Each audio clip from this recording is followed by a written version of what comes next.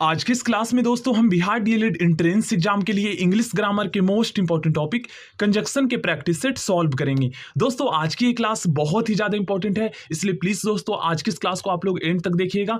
आज की इस क्लास में जो क्वेश्चंस मैं आपको करवाने वाला हूं दोस्तों, इसमें से 3 से 4 क्वेश्चंस आपके एग्जाम में आएंगे ही आएंगे। और पिछले साल भी दोस्तों 3 से 4 क्वेश्चंस कंजक्शन टॉपिक से पूछे गए थे। देखिए फर्स्ट क्वेश्चन है हमारा, I did not care whether you go dash stay.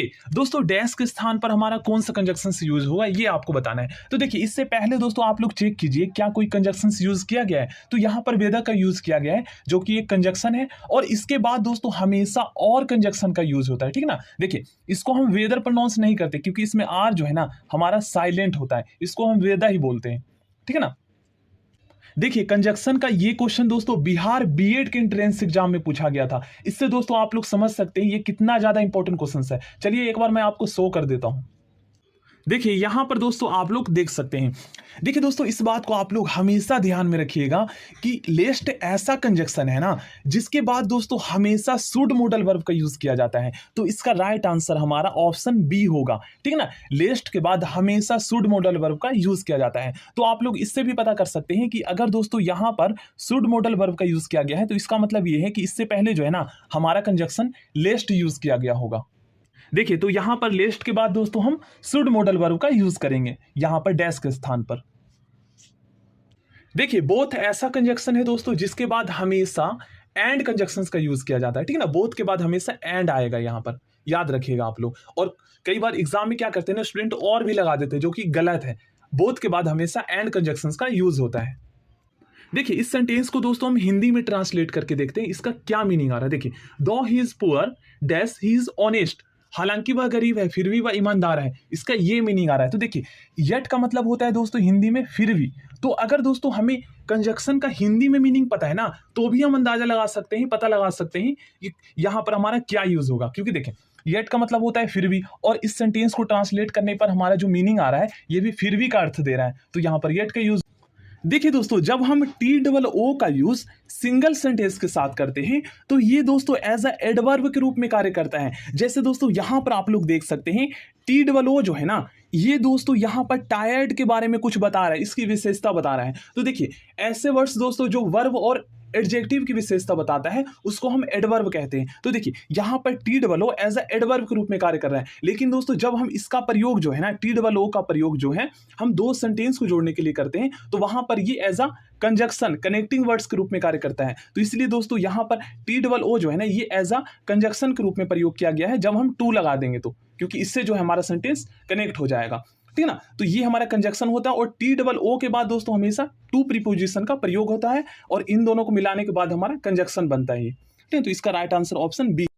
देखिए इस सेंटेंस को दोस्तों हम हिंदी में ट्रांसलेट करके देखते हैं। He was so weak dash he could not walk, मतलब वह इतना ज्यादा कमजोर था कि टहल नहीं सकता था। तो देखिए दोस्तों यहां पर की का अर्थ आ रहा है, और आप सभी जानते हैं दोस्तों डैट कंजक्शन का प्रयोग हम दो सेंटेंस को जब जोड़ने के लिए करते हैं तो उसका अर्थ दोस्तों हिंदी में की का आता है ना डैट का। जब हम अपने डायरेक्ट एंड इनडायरेक्ट स्पीच पढ़े होंगे उसमें हम डैट से जब दो क्लॉज या दो सेंटेंस को जोड़ते हैं तो उसमें दोस्तों की का अर्थ आता है ना। तो देखिए यहां पर हमारा सो के बाद जो है डैट का यूज होगा, ठीक है ना।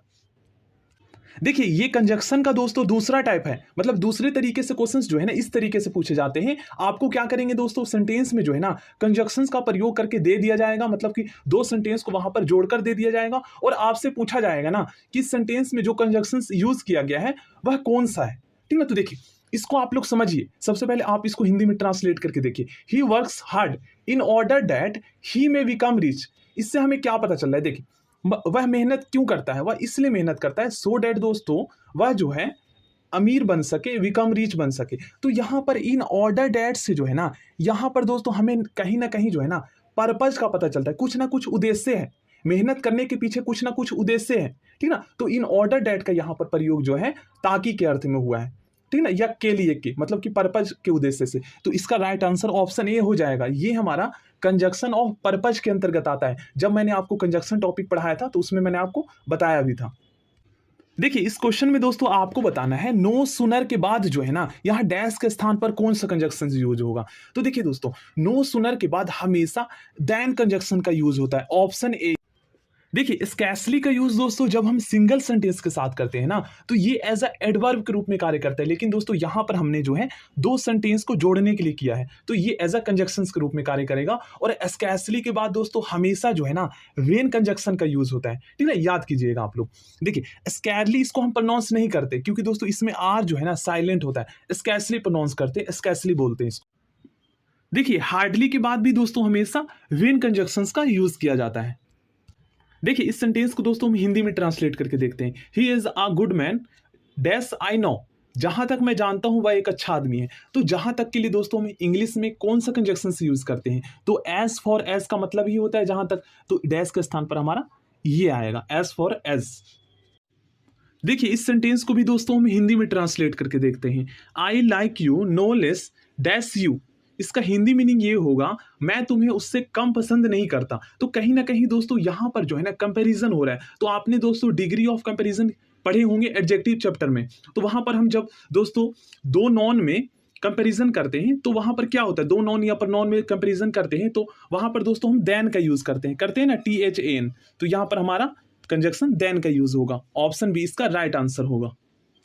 देखिए यहां पर दोस्तों हमारा कौन सा कंजक्शन से यूज होगा, he talks dash he is highly educated, मतलब कि वह ऐसे बात करता है मानो वह बहुत ज्यादा शिक्षित हो। तो इससे क्या पता चल रहा है दोस्तों, मानो का अर्थ जो है आपने कंजक्शंस का हिंदी मीनिंग अगर आपको पता होगा तो एज दो का मतलब होता है दोस्तों मानो या जैसे, ठीक है ना। तो इसका राइट आंसर ऑप्शन ए होगा। इसका हिंदी मीनिंग दोस्तों इस क्लास के लास्ट में मैं आपको शो कर दूंगा, तो प्लीज आप लोग दोस्तों उन सभी कंजक्शंस को जो है ना लिख लीजिएगा, ठीक है ना। कम से कम दोस्तों उसमें जो है 50 से 60 कंजक्शंस हैं जिससे क्वेश्चंस पूछे जाते हैं।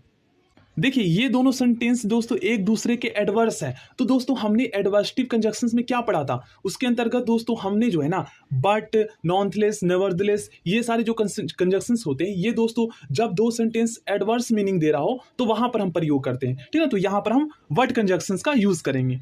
देखिए इसे भी दोस्तों हम हिंदी में ट्रांसलेट करके देखते हैं। He is such a good man dash all respect him, वह इतना अच्छा आदमी है कि सभी लोग उसका रिस्पेक्ट करते हैं। तो देखिए की का आ रहा है ना यहाँ पर बोध हो रहा है, तो डैश के स्थान पर हमारा कंजक्शन डैट का यूज होगा, ठीक है ना। सच के बाद हमेशा डैट कंजक्शंस का यूज होता है दो सेंटेंस को कनेक्ट करने के लिए, जोड़ने के लिए। देखिए इसे भी दोस्तों हम हिंदी में ट्रांसलेट करके देखते हैं। I will give you some money on condition that you return it soon, मैं तुम्हें कुछ पैसे उधार दूंगा इस शर्त पर कि तुम इसे जल्दी वापस करोगे, ठीक है ना। तो देखिए की का अर्थ आ रहा है ना, तो यहाँ पर ऑन कंडीशन के बाद यहाँ पर हमारा डैट कंजक्शन का यूज हुआ। तो अगर आप हिंदी में भी ट्रांसलेट करके देखते हैं ना और अगर आपको कंजक्शंस का मीनिंग पता है तो इजीली आपको पता चल जाएगा। दोस्तों इस क्लास के लास्ट में मोस्ट इंपॉर्टेंट वाले कंजक्शंस जिससे दोस्तों एग्जाम में क्वेश्चंस पूछे जाते हैं उन सभी को दोस्तों मैंने लास्ट में शो किया है, तो प्लीज दोस्तों आप उन सभी कंजक्शंस को लिख लीजिएगा। देखिए इस क्वेश्चन में दोस्तों आयदा के बाद जो है और कंजक्शंस का यूज होता है हमेशा, ठीक है, याद रखिएगा इसमें भी आर साइलेंट होता है। देखिए इन ऑर्डर का प्रयोग दोस्तों हम कंजक्शन और प्रीपोजिशंस दोनों के रूप में करते हैं, लेकिन दोस्तों जब हम दो सेंटेंस को जोड़ने के लिए करते हैं ना तो इन ऑर्डर के बाद दोस्तों हमेशा डैट कंजक्शंस का यूज होता है। लेकिन दोस्तों जब नॉन के बारे में कुछ बताता है इन ऑर्डर तो वहां पर दोस्तों ये एज अ प्रीपोजिशंस के रूप में प्रयोग होता है और उसके बाद जो है ना टू का यूज होता है, ठीक ना। तो यहां पर दो सेंटेंस को जोड़ रहा है तो इसलिए यहां पर हमारा डैट कंजक्शन यूज होगा, ठीक ना। इसको आप लोग याद रखिएगा। देखिए नायदा के बाद दोस्तों हमेशा नोर का यूज होता है, इसमें आर हमारा जो है ना साइलेंट होता है इसलिए इसको हम नाइदर प्रोनाउंस नहीं करते, नायदा, ठीक ना। तो नायदा के बाद हमेशा नोर का यूज होता है और आयदा के बाद हमेशा और का यूज होता है। देखिए इस कंजक्शन का यूज दोस्तों आपने किया भी होगा। देखिए नॉट ओनली कंजक्शन के बाद दोस्तों हमेशा जो है ना बट ऑल्सो का यूज होता है। देखिए मोस्टली क्वेश्चंस दोस्तों इन्हीं कंजक्शन से पूछे जाते हैं, इसलिए प्लीज दोस्तों आप इन सभी को लिख लीजिएगा और याद कर लीजिएगा, ठीक है ना। अब आपका जो है कंजक्शन टॉपिक कंप्लीट हो जाएगा अगर आप इसको कर लेते हैं तो।